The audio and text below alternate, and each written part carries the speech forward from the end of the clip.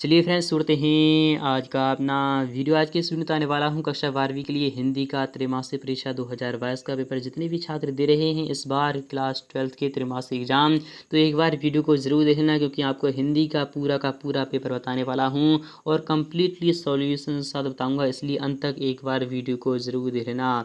आप यहाँ पर देखते हुए त्रैमासिक परीक्षा 2022 और 23 के लिए बताने वाला हूँ, जिससे आपका हिंदी का रहने वाला है और कक्षा 12वीं का बताने वाला हूँ। समय आपको जो मिलने वाला है वो आपको 2.5 घंटे का मिलने वाला है और पूर्ण आप सभी जानते हैं कि 80 मार्क्स का आपका पेपर होता है। निर्देश आपके सामने दिया रहा है। पहला बार निर्देश है कि सभी प्रश्न हल करना अनिवार्य है। All questions are compulsory. आपको जितने भी क्वेश्चंस दिए जाएंगे आपको सभी को हल करना होगा। और प्रश्न क्रमांक 1 से लेकर 5 तक आपको वस्तुनिष्ठ प्रश्न हैं, जिनके लिए आपको 1 × 32 इक्वल आपका 32 अंक निर्धारित किए गए हैं। और प्रश्न क्रमांक 6 से लेकर 15 तक के लिए प्रत्येक प्रश्न आपका 2 अंक का रहने वाला है। इसके लिए शब्द सीमा आपकी 30 शब्द रहनी चाहिए। इसी प्रकार से 16 से लेकर 19 तक प्रश्न ऐसे रहने वाले हैं जिसमें एक क्वेश्चन का जवाब देने पर आपको 3 अंक मिलने वाला है। शब्द सीमा आपकी 75 रहनी चाहिए और 20 से लेकर 23 तक 4 अंक का आपका क्वेश्चन होगा। शब्द सीमा 120 शब्द रहनी चाहिए। तो फाइनली शुरू करते हैं आज का अपना वीडियो। तो आपके सामने आपका पेपर स्टार्ट हो रहा है, इसलिए अंत तक वीडियो को जरूर देख लेना। पहला वाला जो क्वेश्चन होगा वो इस प्रकार से आपका रखा जाएगा और यहाँ पर जो पहला वाला जो क्वेश्चन लिया जाएगा वो आपका 6 मार्क्स का पूछा जाने वाला है। यहाँ पर कह रहा है सही विकल्प आपको चुनकर लिखना होगा, जिसमें कि पहला वाला क्वेश्चन है, एक गीत कविता के में समय को माना गया है स्थिर, भयानक, परिवर्तनशील या फिर तीव्र। तो आपका सिंपली यहाँ पर परिवर्तनशील हो जाएगा। नेक्स्ट बात है कि लेखक ने बाजार दर्शन पाठ में चूरन वाले को इनके यहाँ पर क्या कर रहा है, चूरन वाले को क्या कहा है, क्या आप यहाँ पर देख लीजिएगा। अकिन यहाँ पर कह रहा है अकिन चितकर कहा है, जिसका अर्थ है, इसका अर्थ क्या है तो अर्थहीन है। क्या है तो अर्थहीन। इसका जो आंसर हो जाएगा वो अर्थहीन हो जाएगा। द्विवेदी युग का महाकाव्य कौन सा है। द्विवेदी युग का जो महाकाव्य है वो प्रिय प्रवास है। क्या है तो प्रिय प्रवास है। बा वाला ऑप्शन आपका करेक्ट हो जाएगा। नेक्स्ट बात नहीं, भारतेंदु युग के निबंधकार कौन है तो कौन है तो आपको सिंपली यहाँ पर पता होना चाहिए कि कौन है तो प्रताप नारायण मिश्र है। कौन है तो प्रताप नारायण मिश्र हैं। यहाँ पर बात है कि यहाँ पर मोहनजोदड़ो में कुएं थे। मोहनजोदड़ो यानी मोहनजोदड़ो, ये मोहनजोदड़ो में जो कुएं थे वो कितने थे, लगभग 700 के बराबर माने जाते हैं। लगभग 700 माने जाते हैं। नेक्स्ट बात ने कि संपादन के तत्वों में वस्तु परकता, यहाँ पे क्या है परकता का अर्थ क्या होता है तो प्रमाणिकता होता है। क्या होता है तो प्रमाणिकता होता है। सवाल ऑप्शन आपका करेक्ट हो जाएगा। इसी प्रकार से यहाँ पर सेकंड वाले क्वेश्चन की बात नहीं तो वो भी इंपॉर्टेंट है। रिक्त स्थानों की आपको पूर्ति करना है, फिल इन द ब्लैंक्स आपको खाली स्थान भरना होगा और ये क्वेश्चन आपका 7 मार्क्स का पूछा जाने वाला है।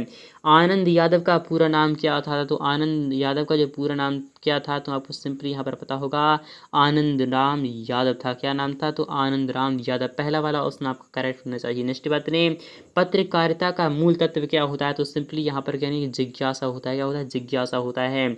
यहाँ पर बात नहीं भी बद रस का स्थायी भाव क्या होता है तो क्या होता है तो जुगुप्सा होता है। क्या होता है जुगुप्सा होता है। इसी प्रकार से देख लेते हैं कि हिंदी निबंध का प्रारंभ डेडस युग से माना गया है।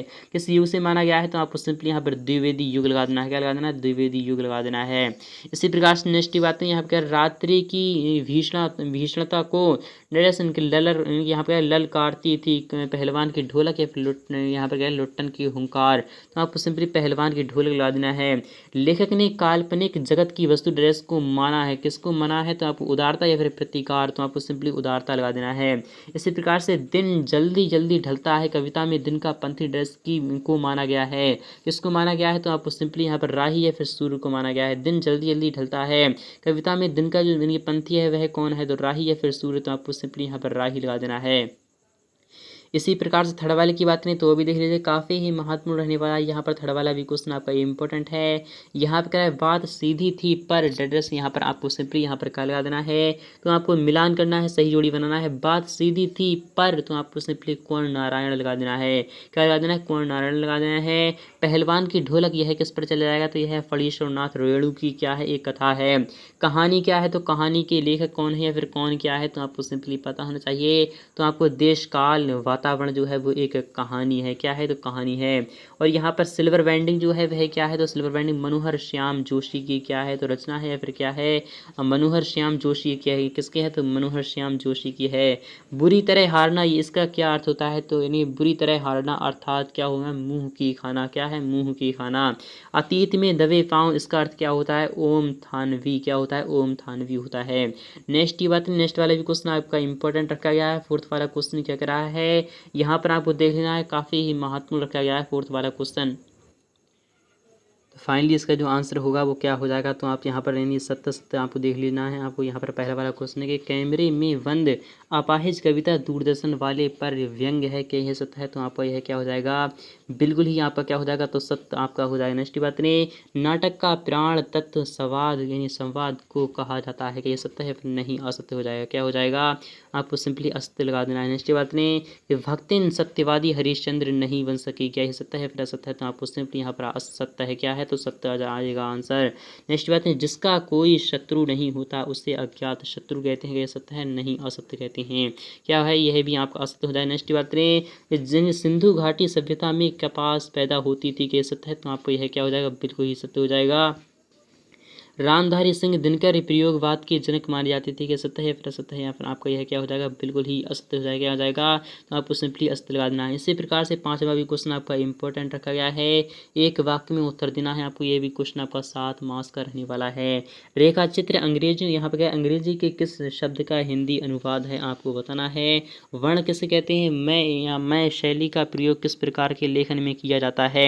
जब सब्जी लेकर यशोधर बाबू घर पहुंचे तो उनकी दशा कैसी थी, आपको ये सभी क्वेश्चन अच्छे प्रकार से देख लेना है। इसके बाद का जो वीडियो बनाऊंगा इसमें आपका फुल्ली सॉल्यूशन आपको दिखाने वाला हूँ, तो आप अभी पूरा का पूरा पेपर देख लीजिएगा, यही पेपर आने वाला है आप एग्जाम क्वेश्चन पेपर में, इसलिए अंत तक वीडियो को जरूर देख लेना। तो फ्रेंड्स मिलते हैं नेक्स्ट पार्ट में फुल्ली सॉल्यूशन, तब तक के लिए थैंक यू।